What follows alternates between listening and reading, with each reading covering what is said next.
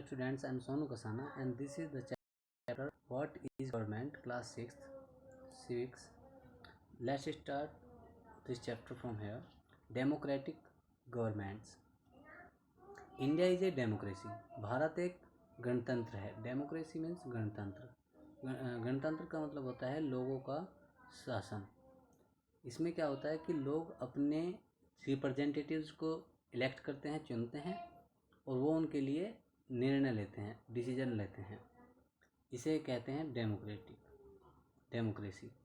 This achievement is the result of a long and eventful struggle of the Indian people.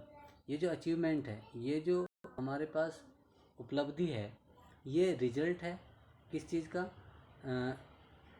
Eventful struggle का, एक लंबे संघर्ष का ना, पूरे भारतीय लोगों के. There are other places in the world where people have also struggle to have democracies. और दुनिया में अभी भी बहुत सारी जगहें हैं जहां लोग अभी भी गणतंत्र के लिए प्रयास कर रहे हैं, संघर्ष कर रहे हैं. You now know that the main feature of a democracy is that the people have the power to elect their leaders. अब आपको पता है कि जो आपकी डेमोक्रेसी होती है उसका जो मेन फीचर है, मुख्य जो गुण है, वह यह है कि लोगों के पास शक्ति होती है अपने लीडर्स को चुनने की, अपने नेताओं को चुनने की. सो इन ए सेंस ऑफ डेमोक्रेसी, तो हम ऐसा कह सकते हैं कि डेमोक्रेसी में is rule by the people, लोगों का ही शासन होता है. The basic idea is that, और जो बेसिक आइडिया वो यह है कि लोग rule themselves by the participating in the making of this rules. जो लोग होते हैं वो रूल्स मेकिंग में, मतलब जो नियम बनते हैं उनमें उनके बनने में अपना पार्टिसिपेशन देते हैं. Democratic government in our times are usually refer to as representative democracies. हमारे समय में डेमोक्रेटिक गवर्नमेंट का मतलब है representative democracy.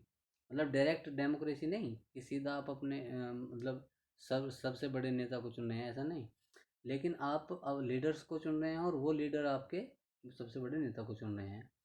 In representative democracies people do not participate directly.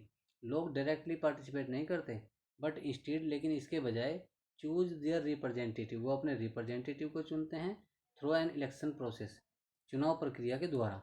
एक चुनाव होता है, उस प्रक्रिया के द्वारा वो अपने जो रिप्रेजेंटेटिव होते हैं उन्हें चूज करते हैं. और these representatives meet and make, ये जो रिप्रेजेंटेटिव होते हैं ये बनाते हैं क्या? Decision.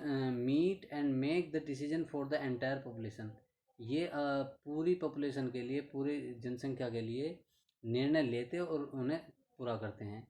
These days a government cannot call itself democratic unless it allows what is known as universal adult franchisee. कोई भी सरकार आजकल अपने आप को डेमोक्रेटिक नहीं बुला सकती जब तक वो यूनिवर्सल अडल्ट फ्रेंचाइजी को अलाउ ना करे.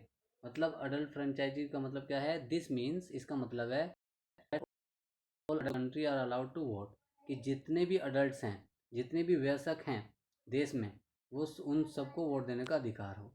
ठीक है. और अडल्ट्स जो होते हैं वो 18+ एज के होते हैं, जो 18 साल से अधिक एज वाले होते हैं, अडल्ट्स होते हैं. अडल्ट्स मतलब वयस्क. But it was not always like this. लेकिन हमेशा से ऐसा नहीं था. कैन यू बिलीव, क्या तुम विश्वास करोगे? That there was a time, एक समय था, when government did not allow women and poor to participate in election. कि जब जो सरकारें होती थी औरतों को और गरीबों को पार्टिसिपेट नहीं करने देती थी इलेक्शंस में. In their earliest forms governments allowed only man. जब शुरुआती साल थे सरकारों के, तो वे केवल किन्हें अलाउ करते थे? मैन को, यानी व्यक्तियों को. हु ओव्ड प्रॉपर्टी, जिनके पास प्रॉपर्टी होती थी, एंड वर एडुकेटेड, और जो शिक्षित होते थे. केवल शिक्षित और धनी लोगों को ही वोट डालने का अधिकार था, टू वोट. दिस मीन्ट, इसका क्या मतलब था? That woman, poor and the propertyless and the uneducated were not allowed to vote.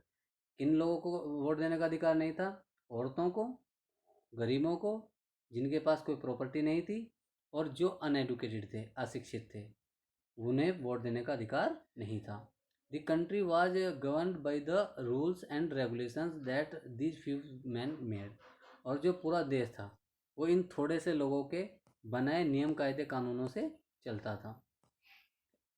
Okay students, hence this chapter has been completed, and now thank you very much.